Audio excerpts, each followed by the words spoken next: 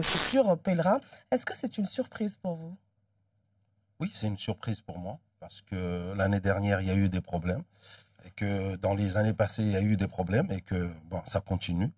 Et c'est une surprise parce que je crois que, enfin, moi, je m'étais dit, en ayant eu le problème de l'année dernière, certainement cette année, on aurait pu prendre plus de précautions et on aurait fait des choses, enfin, on aurait essayé d'améliorer les choses. Donc, je suis surpris d'apprendre que il y a des difficultés. Mais je veux ici dire deux choses. La première, il y a pas une seule difficulté dans cette vie qui est insurmontable.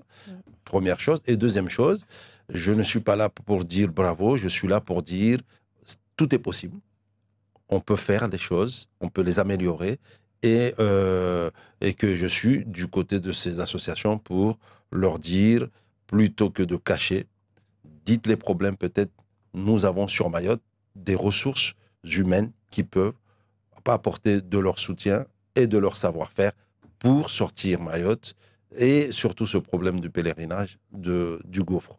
Alors, en parlant de transparence, justement, on sait qu'à Mayotte, il y a 3 associations agréées pour accompagner les futurs pèlerins vers la Mecque. Il s'agit d'Aspel, Djamou et Aopom.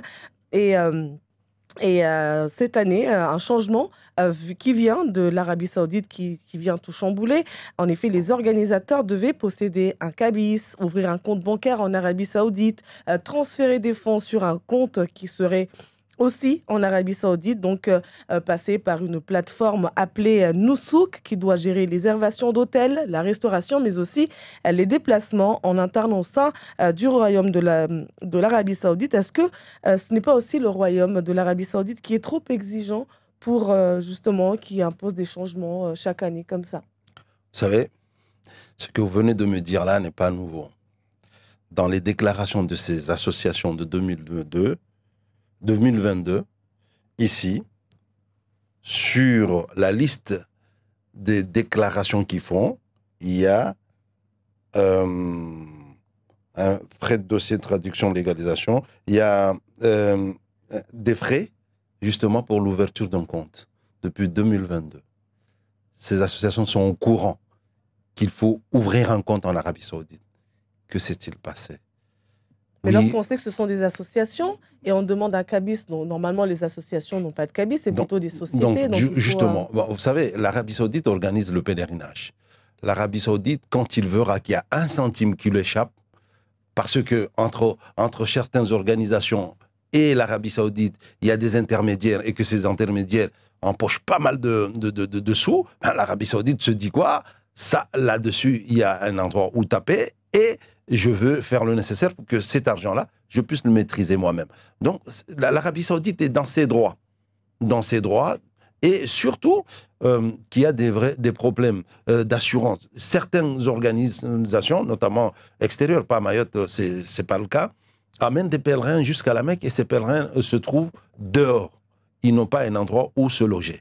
Ils n'ont pas un endroit où se loger. Donc l'Arabie Saoudite veut être sûre que chaque pèlerin sera bien traité et aura tout comment je veux dire, le nécessaire pour mieux assurer et faire son pèlerinage. Donc du coup, aujourd'hui, quand on me dira que c'est parce qu'il fallait ouvrir un compte, depuis 2022, on sait qu'il faut ouvrir un compte. Justement, en parlant d'être au courant depuis quelque temps, les organisations, ces associations-là étaient évidemment au courant de ces changements. Un courrier avait même été envoyé pour demander une dérogation pour la délégation qui venait de Mayotte et les associations n'ont pas eu de retour, en tout cas à temps, mais espéraient en tout cas, les responsables des associations espéraient que l'Arabie Saoudite accorderait cette dérogation pour les Mahorais parce que est-ce que c'est le changement qui fait peur à Mayotte? En partie, oui, c'est le changement qui fait peur. Pourquoi? Pourquoi je dis que c'est le changement qui fait peur? Il n'y a pas de changement en réalité. L'Arabie Saoudite veut s'assurer que l'organisation du pèlerinage se fasse par des agences de voyage en partenariat avec tous les agences de voyage et les organismes de voyage qui sont en Arabie Saoudite. C'est ce que l'Arabie Saoudite veut mettre en place. Qui sache que il y a une entreprise qui travaille autour du pèlerin qui soit responsable et qui puisse répondre demain en cas de manquement. Donc, c'est ce que l'Arabie Saoudite essaie de mettre en place parce que l'expérience a dit qu'il y a des pèlerins qui sont abandonnés en Arabie Saoudite. Aujourd'hui, à Mayotte, ce qu'on nous demande, le message que nous envoie l'Arabie Saoudite, c'est professionnalisez-vous, devenez des vrais acteurs économiques parce que vous touchez de l'argent, devenez des vrais acteurs économiques qui puissent apporter des vraies réponses aux pèlerins et aussi auprès des, des autorités saoudiennes quand ils le demandent. Oui, je suis de ce côté où quand on essaie de trouver des solutions, notamment des dérogations pour cette année, ça peut se comprendre.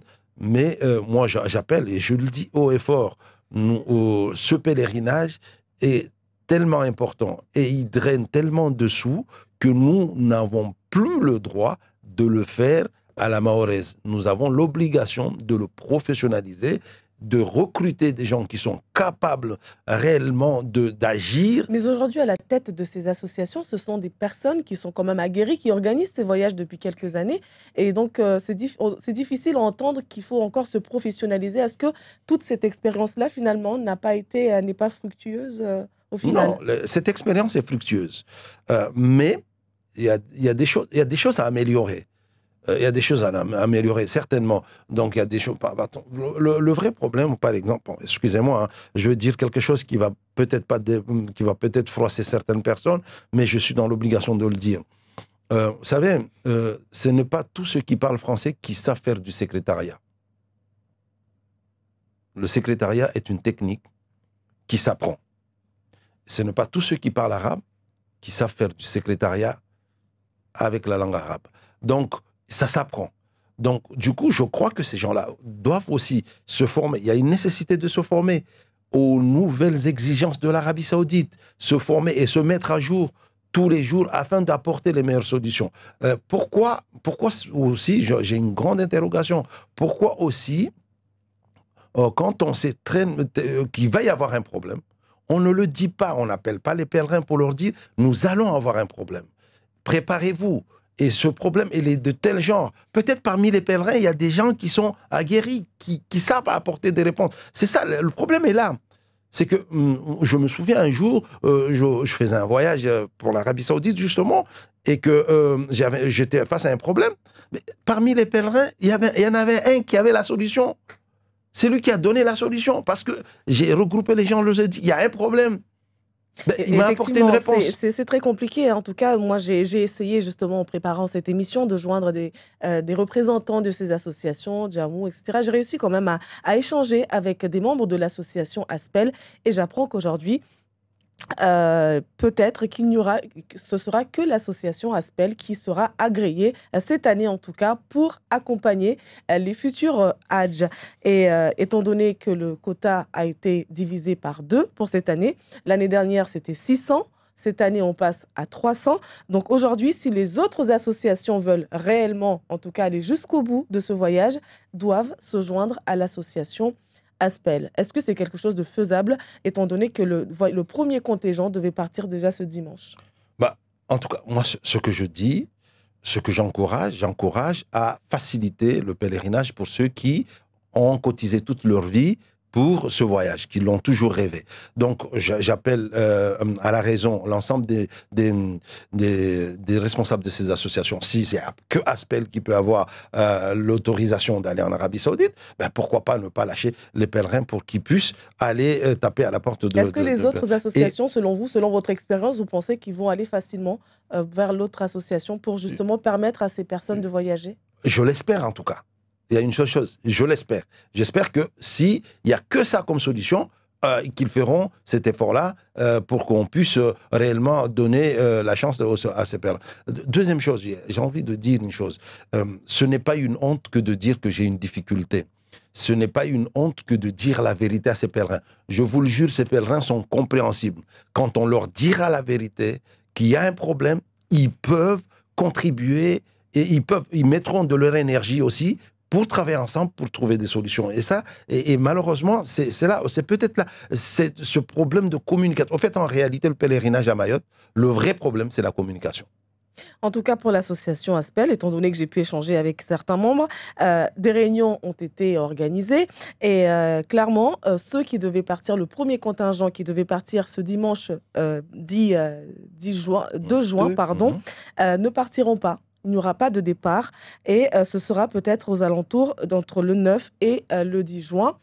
C'est ce qu'en tout cas, c'est ce qu'on apprend. Mais en ce qui concerne l'association AOPOM, dont effectivement, je le dis en toute transparence, je n'ai pas pu échanger avec les représentants, il se dit même qu'il n'y aura pas de départ cette année. Est-ce que c'est quelque chose qui vous interpelle, vous, Saïd Kambi? Oui, ça m'interpelle. Ça m'interpelle pourquoi? Parce que ce qui arrive aujourd'hui, en réalité, on le sait depuis 2022. Et toutes ces associations le savent depuis 2022. Donc, on aurait peut-être pu travailler un peu plus, mettre une équipe pour travailler. Pourquoi aujourd'hui cette fédération de pèlerinage ne met pas en place une équipe de techniciens toute l'année pour surveiller les évolutions en Arabie Saoudite, les évolutions réglementaires en Arabie Saoudite et travailler enfin d'apporter à chaque fois pour pouvoir être à jour à chaque fois et donner des réponses à la société. Pourquoi ils mettent pas en place cette équipe comment je dis, une équipe de crise capable aussi d'agir et de réagir quand il y a un réel problème. Donc il y a nécessité. On dirait comme si chaque association essaie enfin regarde l'autre faire pour espérer qu'il soit dans l'erreur et dire ah moi je suis pas dans l'erreur. Non, le problème c'est pas ça. Le vrai problème, c'est que nous avons des gens qui ont cotisé toute leur vie et ils veulent aller voir la maison de Dieu. Ils veulent aller en pèlerinage. Et ces gens-là, il faut leur faciliter. Il faut essayer de travailler avec eux pour les ramener. Donc, du coup, ce n'est pas de constater que X ou Y a mal fait son travail. Non, c'est que comment nous pourrons faire ensemble pour mieux faire les choses. C'est ce qu'il faut. Vous le dites, hein, c'est un voyage qui se prépare durant toute une vie, qui coûte jusqu'à 10 000 euros par personne chaque année. Est-ce que pour vous, 10 000 euros, c'est quelque chose que vous entendez comme somme, vous qui organisez ce genre de voyage? Est-ce que 10 000 euros, ce voyage coûte réellement 10 000 euros? En tout cas, moi, j'attends qu'un jour, les associations puissent nous donner un bilan réel du coût du pèlerinage. En Mayotte, aujourd'hui, personne ne nous le donne.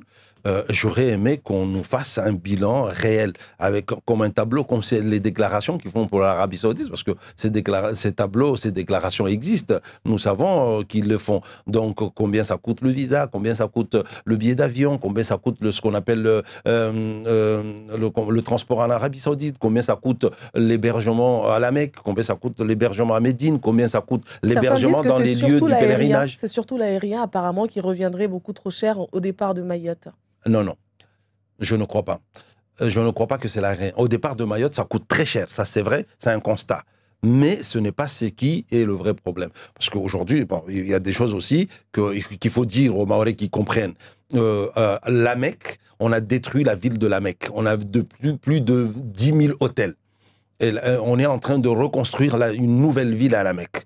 Donc, à la Mecque, il n'y a pas d'hôtel. Quelle prise en charge, justement, donc, justement, à la Mecque, il n'y a pas d'hôtel. Le premier venu, c'est celui qui est servi. Et les derniers, donc, plus vous prenez du temps à agir et à prendre à réserver des hôtels en Arabie Saoudite, la chambre à la Mecque peut coûter 1 000 euros. Alors que la chambre coûterait 1 000 euros par jour? Non, par forfait. En fait, c'est un package. Tout le séjour, vous voulez dire? Le séjour. Alors que le séjour de 5 jours, je crois. Alors qu'à Médine, le séjour, il peut coûter, 300 euros maximum. 300 euros à Médine et 1 000 euros à la Mecque. Ça, c'est des comptes qu'il faut vraiment se rendre compte, enfin, qu'on comprenne. Ce n'est pas parce que ces gens-là veulent absolument vous prendre vos sous. Non, non, non.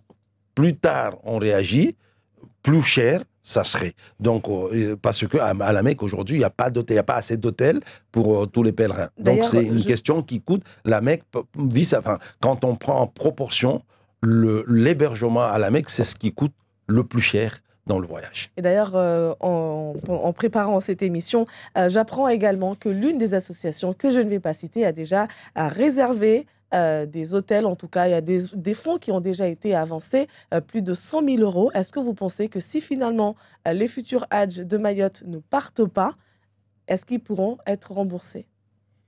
Je sais pas, je sais pas s'ils vont demander à être remboursés, mais il y a une Est-ce que chose, là-bas, les cet hôtels argent-là n'est pas accepteraient? perdu. Oui. Et cet hôtel-là, j'espère qu'il ne sera pas détruit et que l'année prochaine, ils pourront utiliser ces sous-là ou peut-être qu'ils seront remboursés, je ne sais pas. En tout cas, cet argent-là, je suis convaincu qu'il n'est pas perdu parce que l'Arabie Saoudite est un pays qui pratique la finance islamique. Et qui dit finance islamique, quand il n'y aura pas le service fait, à ce moment-là, soit ils rembourseront, soit peut-être ils signeront un contrat pour l'année prochaine. Donc cet argent-là, je suis sûr, quasiment sûr que cet argent-là n'est pas perdu. Merci beaucoup, Saïd Kambi, d'avoir été l'invité du Zakweli.